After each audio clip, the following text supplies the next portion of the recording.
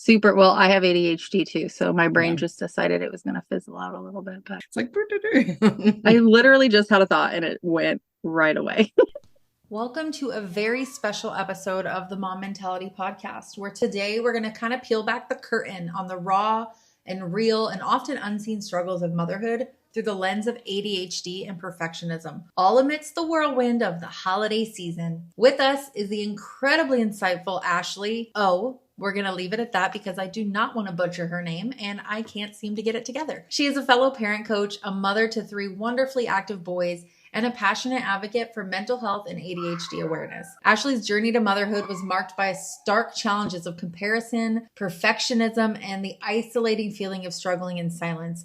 However, her path took a transformative turn with a dual diagnosis of ADHD for both her oldest son and herself. This redefined her understanding of personal battles and breakthroughs. Together, we're going to dive deep into the heart of early motherhood struggles and the momentous journey towards an ADHD diagnosis, and how this journey reshapes the lens through which we view perfectionism, especially in the glare of holiday expectations. Ashley shares her invaluable insights on advocating for yourself and your child, strategies to manage sensory overload, and the profound importance of self-compassion during this festive chaos. Ashley, we are so grateful to have your openness, your wisdom, your unwavering spirit, and everything else about you on our podcast. To our listeners, remember, you're not alone in this journey. So let's get into this story and you can understand more of the ins and outs of ADHD and how that's affecting motherhood.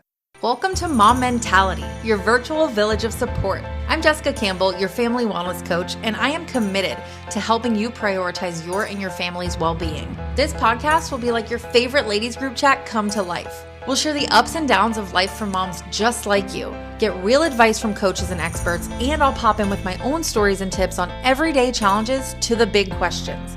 Whether you're juggling work from home, balancing adult life with parenthood, tackling ADHD, yours or your kids, or just trying to catch a breath, Mom Mentality is your spot. As we all turn on our holiday cheer, I understand that you wear all the hats, but let's not forget you're on the top of the gift list too. This season, give yourself the gift of downtime with Wildflower Pop self-care gift baskets. Imagine a moment just for you, embraced by the warmth of self-love and a peaceful break from your endless to-do list that's now doubled in holiday cheer. If no one has told you lately, you deserve every bit of relaxation. Your sanctuary of serenity awaits.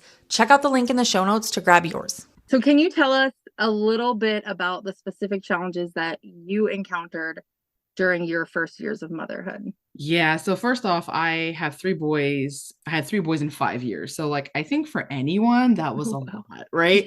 Like, but especially for me, I able to overcome my challenges by like my skills, my knowledge, maybe some anxiety, but overall I was able to do it. But this was different. I was overwhelmed all the time, very emotional. I felt like I was the only one struggling this much. You know, everyone has like the motherhood stuff, but the struggles just felt so extreme. And I just felt like misunderstood as well. I feel like with all the people who had kids, my family, they would give me well-meaning advice, but it just made me feel worse. Like I was broken and something was wrong. So that's just like the underlying feeling I always felt, was that something was wrong with me. And that's why this was so hard. I was the reason that this was challenging.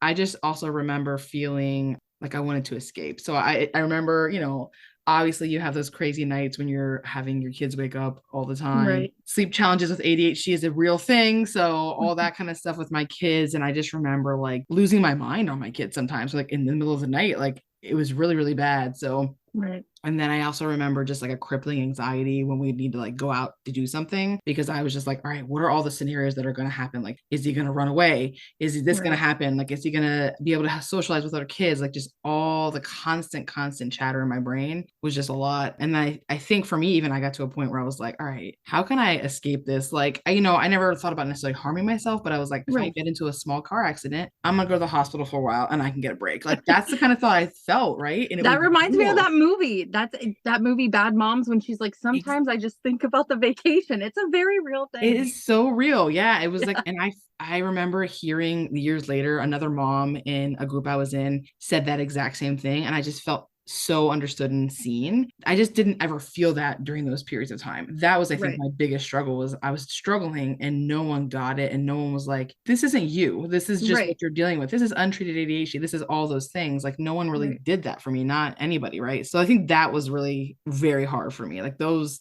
would be some of the most difficult moments that I could sort of lay out. And Right. That kind of like shame spiral. Cause then when you think stuff like that, you're like, oh my gosh, what am I even thinking? Like, yeah, why can't I just be a normal mom and do the exactly. normal things? Like, I should be Exactly. happy. I shouldn't feel like this. And of course, the Exactly. shooting on yourself. Yeah. Yeah. I totally Exactly. resonate with that. Exactly. So just the Yeah. constant back and forth with that. And yeah, like I think honestly, my identity was just so jumbled up. I didn't even know who I was anymore. It was a lot. And I just Right. was in that survival mode for a long time. I honestly feel like this is probably the first time in my life where I'm not feeling like that all the time. Like, Right. and it's been a journey to get here. So Yeah. specifically thinking back on those moments and those thought processes and your Mhm. day-to-day, I guess, routines, what would you say were the most difficult moments for you during that time? And like, how did you handle those situations as you were going through it? Yeah, I think anytime we had to hang out with other kids, like when I had Mhm. around other people, that was one of my more difficult moments because again, I think it was like that perception of like, I'm a very open person, but I still Mhm. felt the judgment from Mhm. people about what my kid was doing. I felt scared because again, I had someone who was a runner, right? He was all about Right. elopement. He's like, how can I escape any situation? And then there's more than one of them and all that kind of Right. stuff. So I think for me, it was like I was always trying to pre-plan everything that could happen because that's how I did it in the past, right? In the past, I had just been able to over-plan things and Right. I could overcome it with all that kind of stuff and it wasn't working anymore. So I think that's where like the struggles were most evident was Right. like when I was trying to use those skills, it was like these really overwhelming moments and they didn't work anymore. And that's when I Right. would go into like the shame spiral of, Right. it's me. I am the problem, those kind of things. So, and just the sensory stuff too, like with my kids, like they're very like my oldest is a sensory seeker. Like as a baby, he needed to be like, I'm talking like you would have to jump up and down to rock him, just extremeness. That's like my middle. Yeah, Yeah. the sound machine in his ear had to be so loud. I'm like, he probably has hearing loss. Like just crazy stuff like that I was like, I don't think this is normal, but so those were struggles, like always trying to figure out how I can do this for him without like ignoring all my needs at that point, right? Right. I was just trying to Right. survive with trying to make them somewhat happy and normal. Right, right. Quote unquote normal. People talk about midlife crises and stuff, but really becoming a mom is like that identity crisis in Yeah, itself. And a lot of people don't talk about that. And so much of our society is based around like moms give everything and they have to be the last person. yeah, And, I mean, not even just moms, because I was raised by my dad and his was very similar. Like you work all the time, make sure that your mhm, kids' needs are met, and even though he couldn't handle certain needs, he knew he could always make sure there was food on the table, always make sure like we had yeah, certain things. And he was like dead last on that yeah, like totem pole. And yes, your kids definitely need to come first in a lot of ways. But if you don't take care of yourself and you don't know how to take care of yourself, or you don't have that support yeah, system, it makes mhm, it very hard. And then you end up lashing out even when you don't want to yeah, because you're like depleted. yeah. You're done. Exactly. You have Yeah, but nothing there's like left. that deep belief that this is just what you do. That's how it Yeah. works. That's parenthood. Yeah, and I've even through just starting my coaching journey as well, I feel like I have seen it's like something is going to happen in your life to sort of push you towards that change. If you're going to make the change in your life, if you're going to make the Right. change to not just shame yourself and have compassion for yourself, if you're going to make the change to heal from everything that's happened in your life. So for me, it was parenting, right? It was for, Right. and some people, their parenting journey is, I don't want to say easier because it's never easier. It's always hard, but Right. is less completely demolishing their life, right? So, Right. so I like maybe something a death in the family happens later, and then that's Right. when it comes out for them. So, Right. I might feel a little lucky that I came earlier, right? Like I didn't Right. something else happened. So it Better sooner than later. yeah, I had no choice. It was like it pushed me to the edge of like, okay, I have a choice. I can stay here forever and be miserable, or I can do something. So, Right, yeah. right. I have a friend that we grew up together and she was kind of a wild child. She was that child that needed the connection And like it's really interesting to see, and we've talked about these things and how her childhood was so different, and now she's kind of like swung the opposite way, and becoming a mom just seemed like such a breeze for her. Like she was like all natural, everything. She stayed home. She's so like good with teaching and homeschooling and all the things. And then I'd be like, well, how come so many of these people, like, it levels them out? They're like, yes, now I've got it. This is my thing. And I've always wanted to be a mom. And then when it happened, and with my first, it was pretty good. Aside from like my husband and I having like a lot of growing like challenges. he was working over like overnights and stuff, so we had a lot of our own issues, like trying to get on the same page, and you know, like fighting over what time needs to be spent where and all that stuff. But like as far as with my child, I had some postpartum depression, but we did good, and I took her to the things and you know whatever. And then my second came and we went into the pandemic, and that was harder. I mean, she's a sensory seeker, so she was, you know, wild. She's still just wild, but now I understand her better and have some tools. And now my youngest, that was by far my worst postpartum, and she's 18 months now, and I was in such a dark place. And that's when I finally got to the point of like an ADHD diagnosis for me and my oldest. But like it's through all of that time, like I was like, oh, I don't know why people need time away from their kids when I have my oldest. Like I love being with her. And now that I've got 3, I'm like, please take them anywhere. I don't That's why you're hiding in your closet right now. Like I need silence just to like sit and hear nothing or just zone out.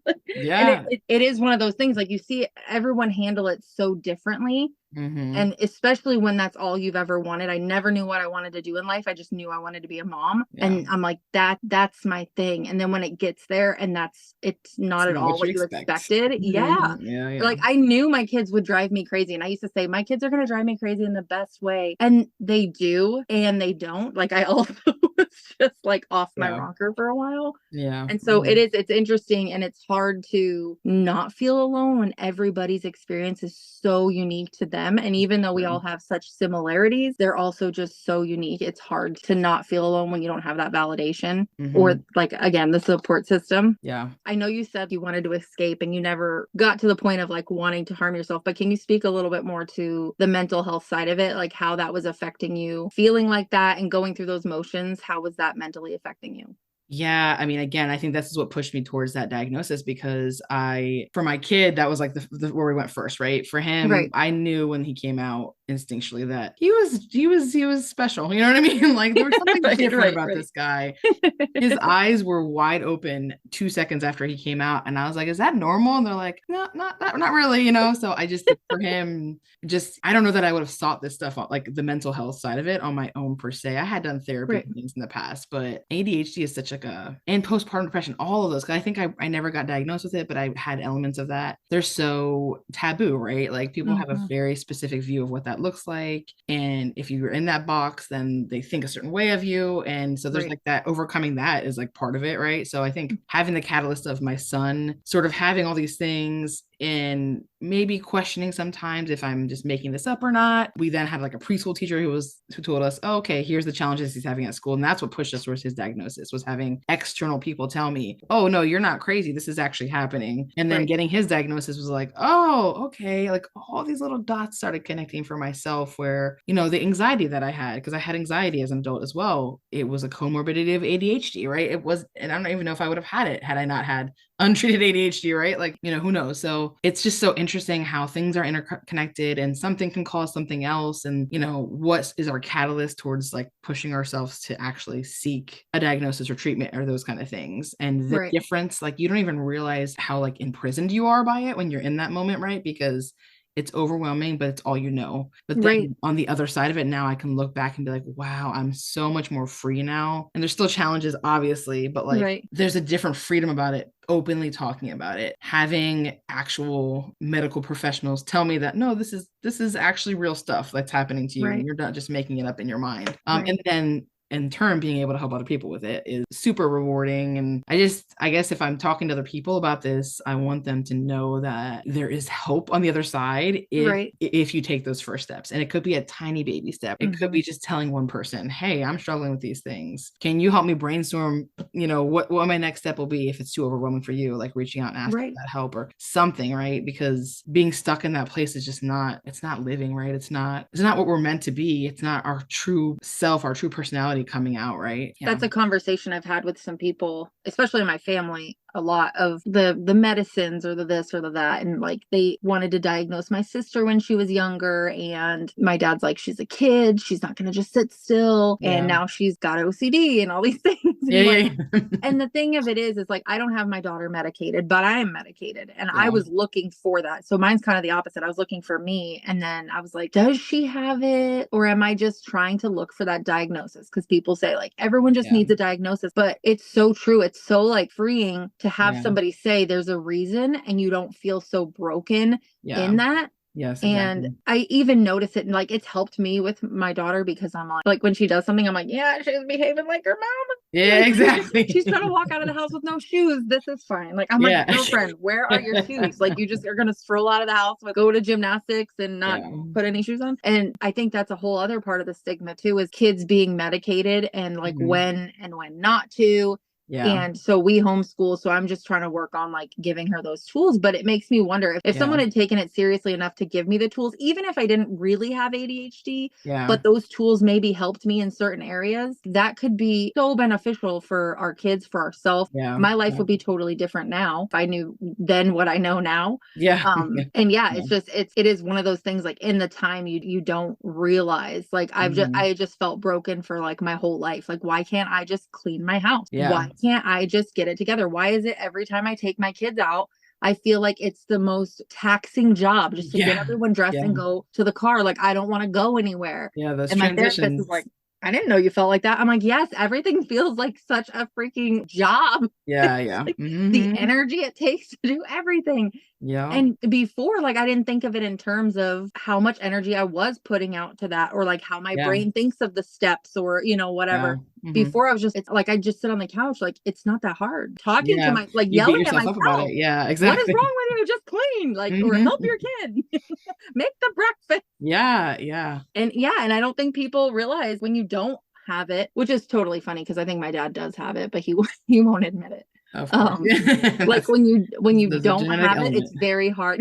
It's very hard to really understand it. And I think that's where that makes such a divide, because even my husband sometimes will be like, well, why don't you just do this? Exactly. Be like, I really want to do this, but I can't. And then he's like, well, just do it. And I'm like, no, I can't. And he's like, why not? And I'm like, I don't know. Or I'll be like, that's a joke. I literally, I want to, but it's not going to happen. It's not going to happen. No, you can't. That overcoming that hump to initiate a task initiation is so hard. And it does, you know, a lot of the ADHD symptoms come across as just like character flaws, right? Like that's the hard part. You're lazy. Exactly. Like lazy, or like emotional, or, you know, like you're not responsible, you lose all your stuff. Like all those things. Yeah, it's so true. And I even just talk about what you talk about with your daughter, like you're making her feel seen in for who she is, because you're able to say, oh, you got it from me. And like, you know, you have some tools probably. So you're probably sharing those with her, and just the difference that she'll have in her life, because she can then hold on to that identity. And, you know, the ADHD isn't the excuses to do everything in life, right? But it's also like it helps us from just like a self-love, self-compassion perspective, right? To understand that it is harder for me to do some things, and actually way easier to do other things, because we're awesome at so many things, right? So I work as a para, and I've volunteered for Girl Scouts and all the things, and I love business techie stuff, and I just love it. And so people are like, man, how did you do that? And I'm like, oh, it's nothing. But I had heard another podcast of someone talking about that, where you think it's nothing, but people are like, wow, no, people get paid good money to do this or that. And I'm like, oh, well, to me, it just seems easy. So it can't be that big a deal. Anybody can do it. And they're like, no, not anybody. But so it is interesting. And that's how we worked on like her homeschool, finding the things that interest her, because she's so smart when she is engaged. Other times she's just like I can tell that. So we definitely try to like tailor those things for her. But that makes sense. Even just modeling that, looking for the tools if you don't have them yet, finding what works for you, I think is so beneficial for our kids. And it's almost more of a blessing, I think, when we have kids who have ADHD or some type of neurodivergence, and their parent does too, because we get to model that for them of how we handle those challenges. So it's nice to have have both of us. We actually got diagnosed a week apart. Oh, look at that. That's beautiful. Kind of like a new journey for everybody. Yeah. I love it. So how did your son being diagnosed shift your perspective on your personal struggles? Like, how were you able to connect those dots? Well, my hyper focus is ADHD. So I was like, oh, I'm going to dive into this to the extreme, right? So, and the drive to figure his stuff out, like I just started connecting the little dots between like some of the things that I had seen in him, because obviously it manifested differently in me growing up. Right. And then I went down the rabbit hole of like women and ADHD, and it just started connecting so many dots for me, like all kinds of things, like the ability to finish tasks and have deadlines and finish them. I had always struggled with that. And I like always got out of it somehow. Like I would wait till the last second, use that procrastination to knock out amazing stuff, and everybody be like, wow. But I, was anxiety ridden while doing it. So just like the little things that I had learned from him, like the symptoms, the impulsivity, even the hyperactive brain, like I started making connections into, I was like, people don't think like this. People aren't like having 7,000 thoughts at the same time. They're able to just be quiet in their brains. I was like, what is that? So it just started making light bulbs go inside of me, like all these things that I had experienced that I just thought everyone was like, or again, I had attributed to me being like messed up or something like that. It just felt true for me too. And it was very much, okay, let me seek this. I wanted the official diagnosis because also I wanted to try medication, but also just for the validation that again, I wasn't making it up, because even now when I tell people, some people are like, you don't have ADHD. Like, what are you talking about? High achiever. Like, you have done all these things. You're not hyper, those are the kind of things that I'm like, you can keep it together. I actually had a counselor in college tell me, you probably have ADHD, but we're not going to diagnose you because you're handling it well. And then I left school for psychology to go to school to do hair. And now I'm back to all the psych, brain science, parent coaching. And I'm like, was I really handling it well? Or exactly. How much different could it have been back then if you had just helped me with what I needed? It's so true. And for women, it's like such an internal struggle a lot of times and not external. So then everyone thinks we're doing fine because we're really good at masking it and making everybody else feel comfortable. But and it's, I guess for little boys it's more freeing because they just let it all hang out and do what they need to do. Although there's issues with their own self-esteem when it comes to that, because they're getting all these constant like reprimands. I'll be so interested to see like the research over the next decade on women and ADHD, now that we have like a bigger uptick in women being diagnosed and later in life too. It's like it's very interesting for sure. What was your experience when you were getting diagnosed? How did you go about it? And was there any kind of, oh man, like I can't believe I have this? Or was it all just like, oh, finally somebody can tell me what's going on here? I mean, I think for me, no, I think it was very validating. That was like the biggest overarching emotion. I think I was a little bit like, the whole time I still had this imposter syndrome, even during like the testing, even when I got it, I was like, am I just, did he just give that to me because he felt like I needed it? Like, did the pathologist give it to me because he felt bad for me? I still have that imposter syndrome inside of me where it was like, am I making this up? Right. Because I think nobody else talks about it. Nobody talked about it in my life. It wasn't something that was brought up. I'm like the first person in my family who's really going to get these diagnoses, even though I know I'm not the only one who probably has it, So I think it was validating, but then there's that other side of like the external world and their reactions to it. And that has been sometimes challenging. It's been a journey of truly standing in my own confidence about it, to realize even with a medical diagnosis, I'm still questioning myself sometimes. So it's like pushing those doubts away and realizing like, no, like I can stand in this identity. I have this, and also I'm so much more than this. So we're also coming into holiday season. Well, that's fun. So I do want to touch on some of that, because I think that's it. That's such a tough time of year, especially when you struggle with that. And often like perfectionism is a trait of ADHD, like that. And that's probably partially the masking too, is like wanting things to be done a certain way to, sort of correct what you feel like is wrong. But how do you think that perfectionism contributes to the inadequacy or the imposter syndrome that we feel, especially in the holiday time, but in general, but also like with the holidays coming back? First, I think like if we just take a higher level of like generally being a mom right now and a woman, really, we have all this access to information. We have social media, and it's amazing and also toxic, right? Like at the same time, because it sometimes we see the real side of things. We see people are being more honest and open about their experiences, and then it gives you a little bit of feeling like you don't have to be perfect. But then I also think there's just so much information out there that there's this impossible standard to have and do all the things, right? And especially like this is supposed to be the most important job of your life as a mom, right? That should be the most important job, right? So like I need to do this really well, and if I'm struggling with one of these things, then I must be messed up and broken, right? Like that is the feeling that I get. I think that will be sort of how I connect all those things, is like the outside world making me feel like I need to be perfect. My own brain, like I just think that's how our brains work. We're always looking for the most efficient way to do things. Maybe it's because we don't want to do things because we don't have patience, right? Like maybe that's part of it. Maybe there's just different things driving that. That idea of trying to have things be the most efficient, the most perfect side of things. For me, it's been a long journey to come from that, to realize like, no, like we are exactly who our kids need. We're enough. We don't need to be these Pinterest moms, you know. And also I think the other side is like, we're also worth getting healthy for, not necessarily just for our kids, that we don't have to be this perfect person, that we can let go of all these beliefs that we have, where we can be free, that we do it for ourselves too. Our needs are important. Going back to what you talked about earlier with like, you know, we always put our needs last, but in reality, if we're going to do this for ourselves, if we're going to give ourselves that grace, if we're going to really heal from the inside out, then we're going to show up in a healthy way, and not just in a way to put up a front like everybody wants to see this version of yourself. We're not forcing ourselves to be a certain way and trying to will ourselves into being good enough, right? It's almost like breaking down that identity issue we're having and rebuilding it back up with our own beliefs that we're enough, you know? I was recording another podcast, and we were talking about wanting to show up in a way that's for other people. Like you have to be able to want to do it for yourself, because if you don't, if you're just saying, I'm going to heal and I'm going to do better for my kids, then you're not really fully open to it. And you have to want to do it for yourself, because otherwise you're going to be like, oh, I can do this for an external source. And so it really limits you until you're in that place and you're ready to do that for you. You're only going to get so far. And I think that's really important to touch on.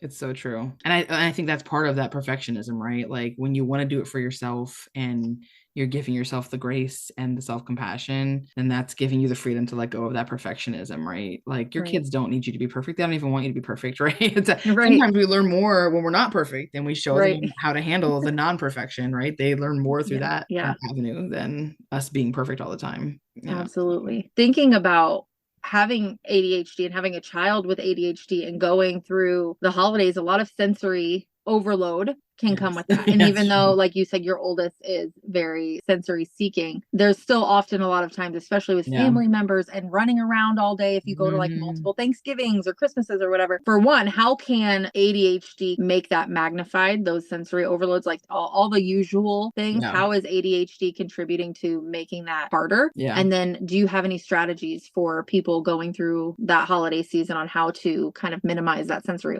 overload? I mean, definitely, like, because I have 3 kids and they all have their own sensory, unique sensory needs, right?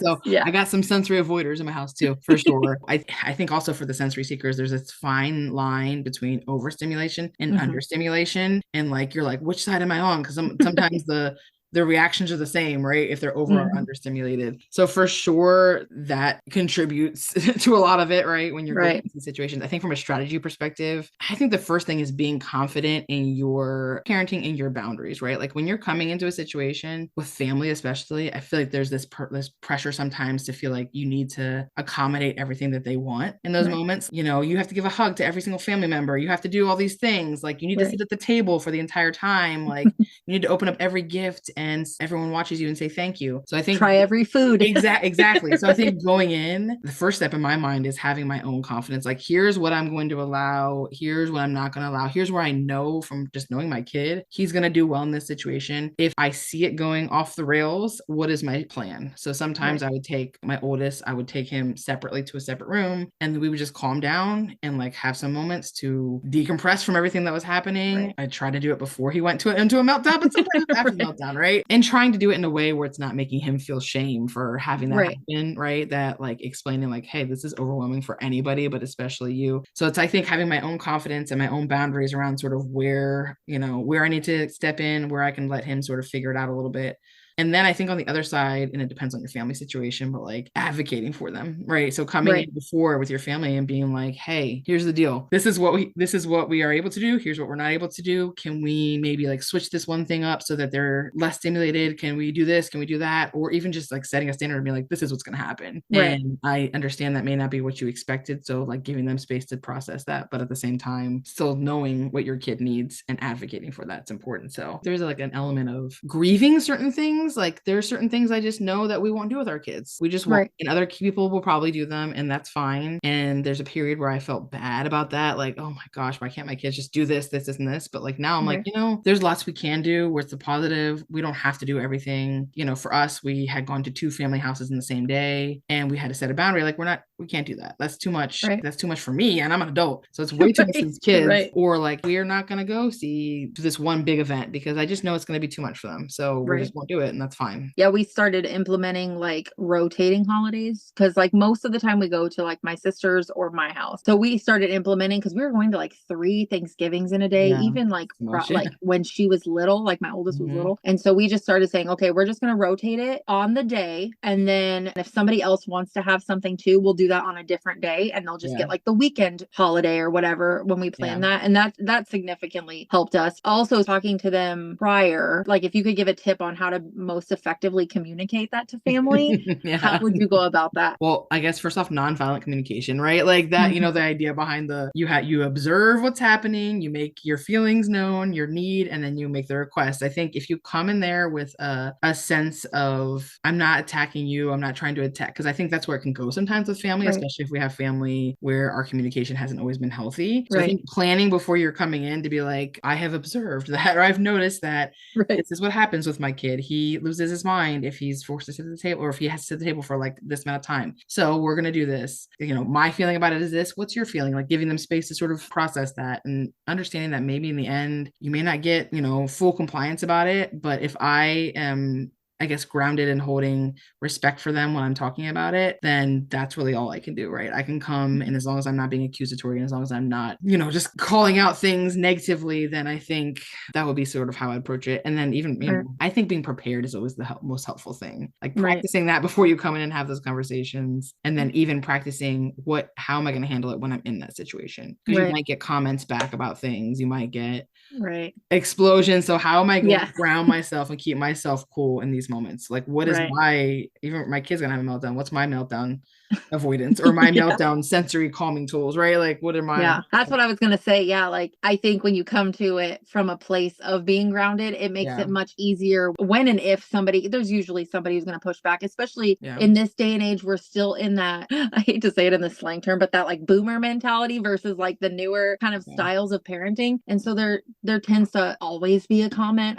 from somebody, but when you come to it from a grounded space, it makes it much easier for you to say, okay, well, if this isn't where you want to go with that, then we're going to choose to step back out of that and do it in a respectful way where it's not like, well, you're not listening, and have a big explosion, because you're grounded enough to say, this is what we expect. If you don't want to respect that boundary, then we are going to choose to not participate or whatever. And it makes that confrontation a little bit smoother, I think. And even I think giving some space to have like a back and forth solutioning as well. Like, hey, here's my thoughts. Do you have any thoughts how we can make this work? Here's the needs. Like, so I don't know. I think having back and forth and giving them the space sometimes helps. And going back to what I said previously, it's like, you need to come in knowing what you're confident in as a parent. Like it's been a long journey for me. I did not feel like that at the beginning during those 8 years of chaos. Right. And I think I'm finally getting to that point, partly because I'm seeing this long-term parenting that we're doing, right? I'm seeing the results of it. I'm seeing my kids literally problem solve with each other in the moments in like conflict. Sometimes I'm seeing my kids come and apologize to me before I even say anything about what happened. I'm seeing them use tools to go regulate with the things we've worked on instead of losing their mind, right? So I'm like, wow, I'm like, they're more mature than me. Like, this is amazing.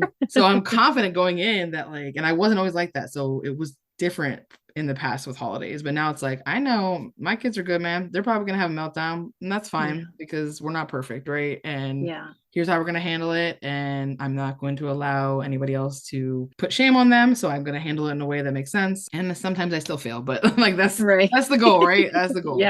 So. It's more than having your kids back. It's having your own back and knowing that you don't need somebody else to tell you how it should be done. You know your family better than anybody else. So true. You guys get to make that decision, not anyone else. And then that also gives me perspective also when thinking about other families and like if I'm around other people. Like I think going through this life, it gives me less judgment, right? When I walk into a situation to know I don't know their family situation. And so I need to respect what they're doing as long as everyone's safe. For the moms who do have ADHD or just get overstimulated overstimulated in general with the holidays and being around family. What kind of self-care practices do you recommend for them to go a little smoother through the holidays? I mean, I think like if you think about like long-term kind of stuff, I think it's a little bit of a journey to get to that point because everybody has different things that work for them.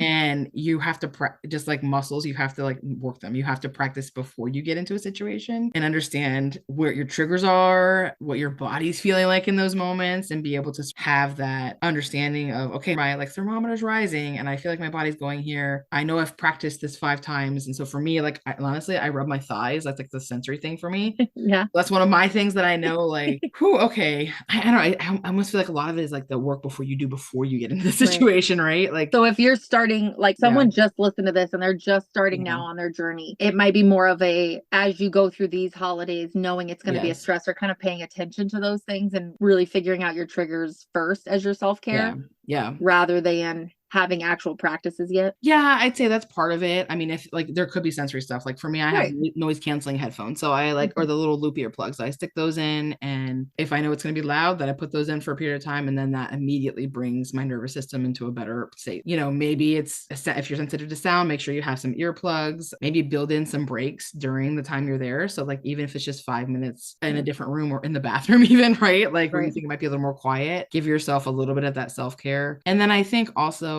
I heard someone describe it like this, like when you have 2 islands and your old island is like the old way of doing things. Like that's what you normally are used to. And it has really great infrastructure, like really nice bathrooms, all kinds of stuff. And then you're building your new island, which is like the new way of handling things, maybe not losing your mind when sensory things happen, or understanding your needs and be able to build them up. And that one has like a porta potty, right? So you're on this porta potty island and you come back into your family situation and that beautiful island with all of the infrastructures there. So it's easy to just jump back into that island because it's just so nice and built up. So that's why I say with the journey, like you have to keep building that infrastructure on that new island with your new, belief systems, your new confidence in yourself, healing old patterns, practicing your skills before you get into it so that it's a little stronger and more appealing to stay on that new island. Right. Like right. Because that toilet might look nice, but it might back up all the time. It's so true. It's so true. Exactly. So it's, you hope that eventually you won't swim back to the old island as much because you have built up these tools, but giving yourself grace to know that if you do swim back to the old island, it happens, right? You can repair, like you can fix whatever happened by repairing, by apologizing if you did something, by, figuring out a new strategy next time and reflecting. So it's not like, the end of the world, right? Like give yourself grace. Don't put this pressure, perfectionism, like you have to be perfect, and celebrate those little wins. Like if you only lost your mind twice during this, holiday instead of, or during this day, or instead of 10 times, that's like a big deal, or even if it's 9 instead of 10, like that's something to celebrate. And next year you can go for 8, right? So and I think it's important to note too, because you said you have the loop earplugs, which I ordered some like knockoff brands, so I'd still like to try the regular ones, but I feel suffocated when I have earplugs in. I feel like I am just, because for me, I think that's also part of my trauma though. I am like hyper vigilant. I need to hear the things going on, but if it's too much noise, I have to like turn stuff down. But I feel like I'm just like, I take my dogs on a walk in the morning and I was like, this is going to be a great time to like listen to music, listen to podcasts, wake up, whatever I want to do. I can't put headphones in. Like I can't wear them on the outside or the inside. So I started like putting them around my neck to play music, but I can't do it because I have to be like so aware of all the things going around me all the time.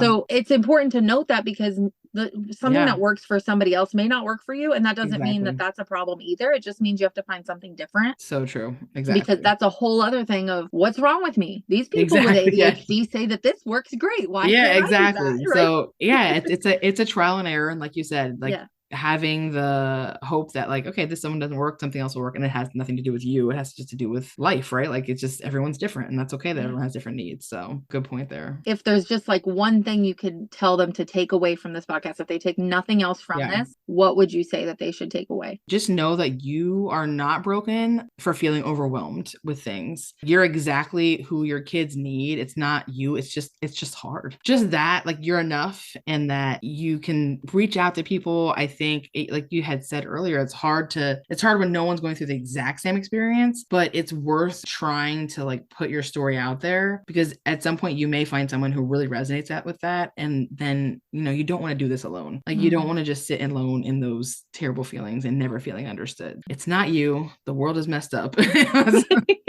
and you're doing the best you can. And guess what? If it's really hard right now, then that just means that you only have up to go, right? Like it can be less hard next time. If you're at the rock bottom, you only can go up from there. So good. Yeah. Okay. I want to thank you for being a part of this podcast. My beginning of my podcast. Yeah. Ground floor, baby. Yeah, exactly. Where can everyone find you? Yeah, I have my website is www.theguidingwell.com. You can email me at ashley@theguidingwell.com as well. So those are the two best places, easy places to find me. Awesome. And I'll make sure to put that in the show notes for anyone who wants to find you. But thank you again so much. This was such a fun conversation. I'm so glad we did it. I know, it has been fun. It has. Remember, you are powerful, you are worthy, you are valued, and you are loved. Keep pushing, keep loving, and most importantly, keep believing in your amazing ability to empower your legacy.